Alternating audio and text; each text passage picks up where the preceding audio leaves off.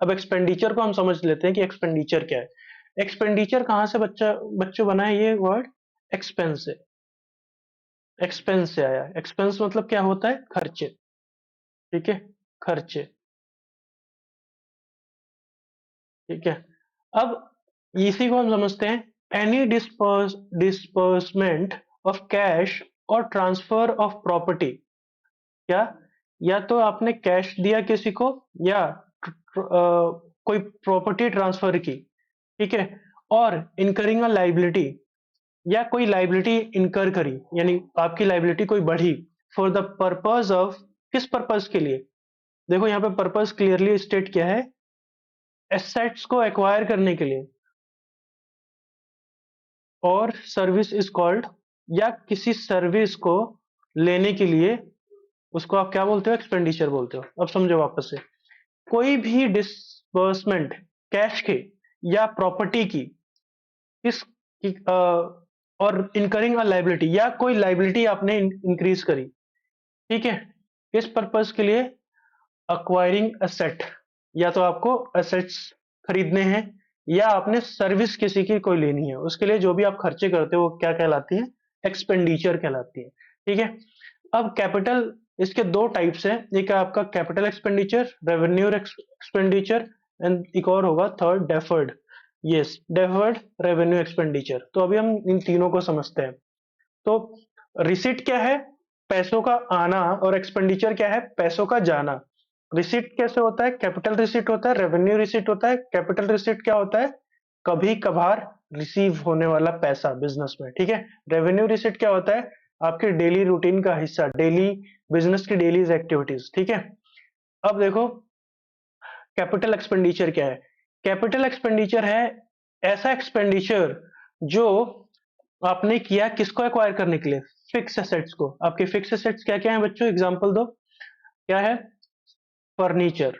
ठीक है, land and building. ठीक है, और क्या है, मशीनरी। और क्या है, इसके अलावा और भी बहुत सारी, जैसे आपने कोई व्हीकल खरीदी बड़ी सी, है ना, वो भी क्या है, आपकी फिक्स एसेट्स है एक तरीके से। ठीक है, अब such experience its benefit over a long period of time. ये जो आपके एसेट्स हैं वो क्या है, लॉन्ग पीरियड के लिए आते हैं, hence return in asset side.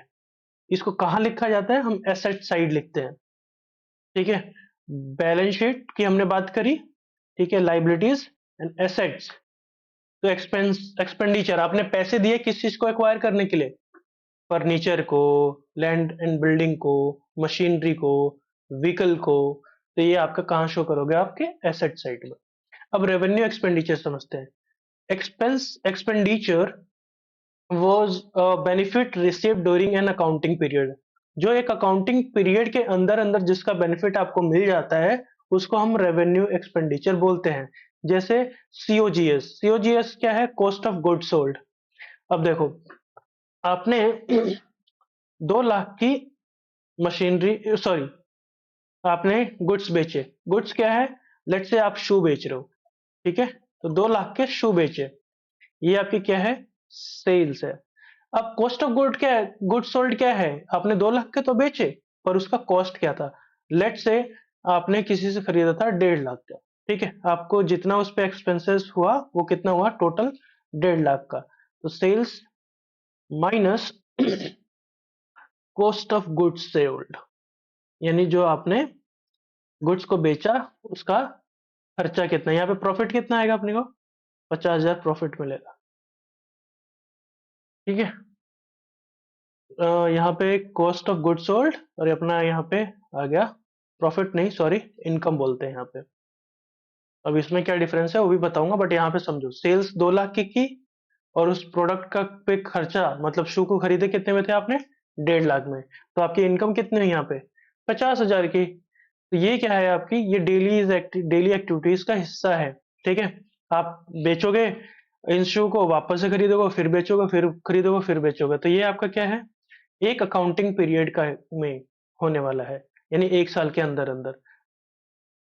Salary, आप अपने स्टाफ को दोगे सैलरी। ठीक है, ये आपके मंथली बेसिस पे जाती है, ये भी 1 साल के अंदर होने वाली चीज है। आप रेंट देते हो।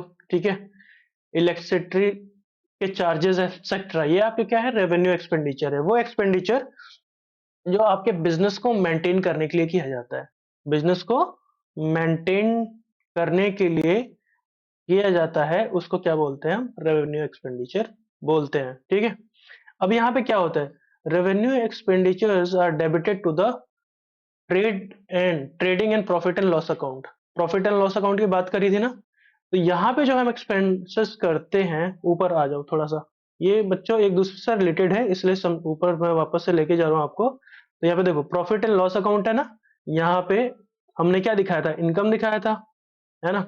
इस साइड हम क्या दिखाएंगे, इस साइड हम दिखाएंगे सारे एक्सपेंसेस। और ये एक्सपेंसेस कौन से हैं, ये वाले अपने रेवेन्यू एक्सपेंडिचर। और जो कैपिटल एक्सपेंडिचर होगा उसको हम कहाँ दिखाएंगे, वो क्या है, एसेट्स में हम इन्वेस्ट कर रहे हैं, तो एसेट्स बढ़ रहा है तो बैलेंस शीट के एसेट साइड दिखाएंगे। समझ में आई बात, गुड। अब देखो, revenue expenditure does not result in an increase in earning capacity. ध्यान से समझना ये चीज, जो रेवेन्यू एक्सपेंडिचर है वो अर्निंग की कैपेसिटी को नहीं बढ़ाता, बल्कि अर्निंग की कैपेसिटी को मेंटेन करता है। दोबारा सुनना, जो रेवेन्यू एक्सपेंडिचर है वो अर्निंग कैपेसिटी को नहीं बढ़ाता, बट जो आपका रेवेन्यू एक्सपेंडिचर है वो अर्निंग कैपेसिटी को मेंटेन करता है। और वहीं अगर मैं आपके कैपिटल एक्सपेंडिचर की बात करूं, तो ये क्या करता है, अर्निंग कैपेसिटी को बढ़ाता है। ध्यान से समझना, ये आपकी अर्निंग कैपेसिटी को बढ़ाता है। जैसे जैसे मान लो आपने एक नया बिल्डिंग ले लिया, तो बिल्डिंग नहीं ले लिया आपने, एक और, पहले एक बिल्डिंग में लेट से 100 जूते ही बनते थे, एक बिल्डिंग और ले लिया आपने, उसमें 100 जूते और मैन्युफैक्चर करके, वट एवर, एक एग्जाम्पल हमने देखा। यानी जितने आप मशीनरी लेते जाओगे उतने ज्यादा आपके क्या बढ़ते जाएंगे, प्रोडक्शन की जो कैपेसिटी है। तो वही चीज बोलेगी यहाँ पे, अर्निंग कैपेसिटी को ये मेंटेन करता है, और ये कैपिटल एक्सपेंडिचर अर्निंग कैपेसिटी को इंक्रीज करता है। ओके, अब हम समझते हैं डेफर्ड रेवेन्यू एक्सपेंडिचर।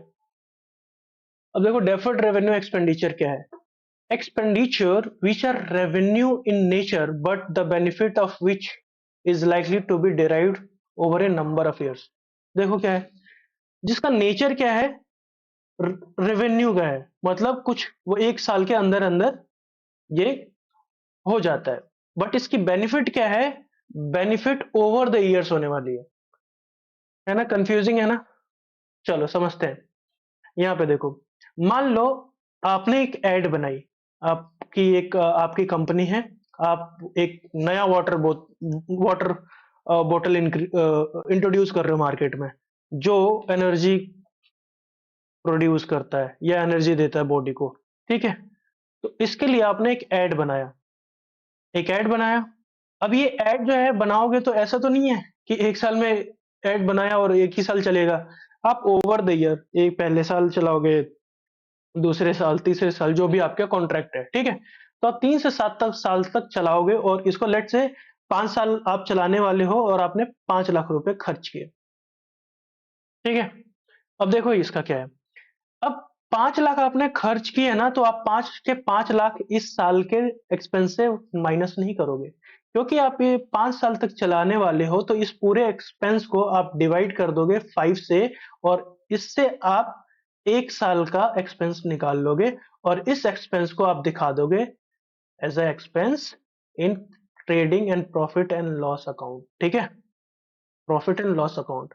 और जो बाकी के 4 लाख इसमें बचेंगे, उसको आप क्या दिखा दोगे, उसको एज अ एसेट आप दिखा दोगे अपने बैलेंस शीट में। क्यों, क्योंकि अब बाकी के 4 लाख आप यूटिलाइज आपने नहीं किया, तो अभी करोगे फ्यूचर में। तो क्या है, इसका नेचर कैसा हो गया, रेवेन्यू का हो गया, क्योंकि एक साल ईयर बाय ईयर हम उसको चार्ज कर रहे हैं। और दूसरी चीज, बिकॉज इसका बेनिफिट हमें ओवर द ईयर्स मिलते रहेगा। ठीक है, इसीलिए क्या है, इसको ना तो हमने रेवेन्यू एक्सपेंडिचर में डाला है, ना ही कैपिटल एक्सपेंडिचर में। तो benefit of such expenditure generally last between 3 to 7 years। और इसीलिए ना तो ये रेवेन्यू एक्सपेंडिचर है, ना ही कैपिटल एक्सपेंडिचर है। देखो, only A part of such expenditure is taken into profit and loss account. उसका कुछ पार्ट, जैसे कि मैंने बताया 1 लाख रुपए, उसका हम इस करंट ईयर के एक्सपेंसेस में दिखाते हैं, एंड जो बाकी है उसको अनरिटर्न ऑफ पोर्शन बोलते हैं। जैसे अगर मान लो एडवर्टाइजमेंट में लिखूंगा ना, तो अनरिटर्न ऑफ एडवर्टाइजमेंट लिखूंगा मैं, ठीक है, और इस तरीके से मैं शो करूंगा। चलो, अब देखो, हमने क्या अभी डिस्कस किया?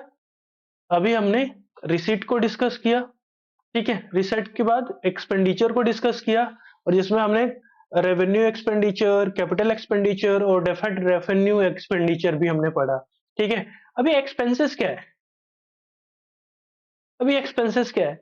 Cost incurred in producing and selling goods and services for the purpose of generating revenue. देखो, वो कॉस्ट जिसको इनकर किया गया है, किस लिए? गुड्स को प्रोड्यूस करने के लिए और गुड्स को सेल करने के लिए, गुड्स या सर्विस को प्रोड्यूस या सेल करने के लिए, ठीक है, for the purpose of generating revenue. इसका पर्पज क्या है? रेवेन्यू जनरेट करना। जैसे COGS, cost of good sold, cost of good sold, जो भी हमने गुड को सोल्ड किया उसका कॉस्ट क्या है? फिर rent, commission, salary etcetera, decline in the value of assets, यानी जो डेप्रिसिएशन लगता है। देखो, डेप्रिसिएशन नहीं पता तो थोड़ा सा दे देता हूँ हिंट आपको। अगर हमने कोई मशीनरी ली है 5 लाख की, तो हम मान के चलते हैं लेट से 5 या 10 साल उसकी एज होने वाली है, मतलब 5 या 10 साल हम उसको यूज करने वाले होते हैं। जितना हम ईयर्स इसको मानते हैं उससे डिवाइड करके हम क्या कर लेते हैं, उसकी वैल्यू लेट से 5 साल चलने वाली है, ठीक है, तो इसकी ईयरली वैल्यू कितने से डिक्रीज होगी? 1 लाख से, ठीक है। इसके अलग अलग मेथड भी होते हैं, वो भी हम समझेंगे, बट अभी समझो कि जितने साल उसकी चलने वाली है ना लाइफ, उसकी वैल्यू हर साल हम जितना यूटिलाइज्ड वैल्यू होता है उसको डिडक्ट करते जाते हैं। अब सर, ये एक्सपेंडिचर और एक्सपेंसेस में अंतर क्या है? ठीक है, तो लेट मी टेल यू, ये बहुत ही ज्यादा कंफ्यूजिंग पॉइंट है बट बहुत ही सिंपल है। Expenses is equal to revenue expenditure. Sir, अगर अब ये रेवेन्यू एक्सपेंडिचर और एक्सपेंसेस सेम है तो दोनों को अलग अलग क्यों लिखा है? वैलिड क्वेश्चन है, ठीक है, बट यहाँ पे समझो एक चीज, हमने एक्सपेंडिचर को पढ़ा किस बेसिस पे? अगर मैं सिर्फ यहाँ पे एक्सपेंसेस लिख दूं, है ना, मान लो खाली एक्सपेंसेस लिख दूं, कैपिटल एक्सपेंडिचर और एक्सपेंसेस, तो क्या इसमें आप डिफरेंशिएट कर पाओगे? नहीं कर पाओगे, ठीक है। तो कैपिटल यहाँ पे खर्चे हैं, लॉन्ग टर्म है तो कैपिटल एक्सपेंडिचर है, शॉर्ट टर्म है जो कि 1 साल के लिए है वो रेवेन्यू एक्सपेंडिचर है। और इसका क्या है? Expenditure was benefit received during one accounting period, तो इसको पीरियड के हिसाब से बताया हुआ है, ठीक है। और एक्सपेंसेस क्या है आपका? यहाँ पे एक डिफाइंड बताई गई है डेफिनेशन, कि या तो चीजों को प्रोड्यूस करने के लिए या उसको सेल करने के लिए जो भी हम खर्चे करते हैं वो एक्सपेंसेस होते हैं। So expenses is equal to revenue expenditure. यहाँ पे कंफ्यूज मत होना, बहुत ही सिंपल शब्दों में आप लोगों को बता दिया है, ठीक है। अगर ये वीडियो अच्छा लगा तो वीडियो को लाइक करो, शेयर करो और कमेंट करो। लाइक करने से यूट्यूब को पता लगेगा कि ये वीडियो हेल्पफुल है, एंड इससे दूसरे लोगों को भी सीखने को मिलेगा। एंड कृपया करके इस चैनल के अदर वीडियोस को भी एक्सप्लोर करो। अगर ये हेल्पफुल है तो चैनल को सब्सक्राइब करो, ताकि आने वाले टाइम में आपको और अपडेटेड वीडियोस मिलती रहे, और बेल आइकन को जरूर से प्रेस कर लेना। तो अभी के लिए thank you and see you in another video.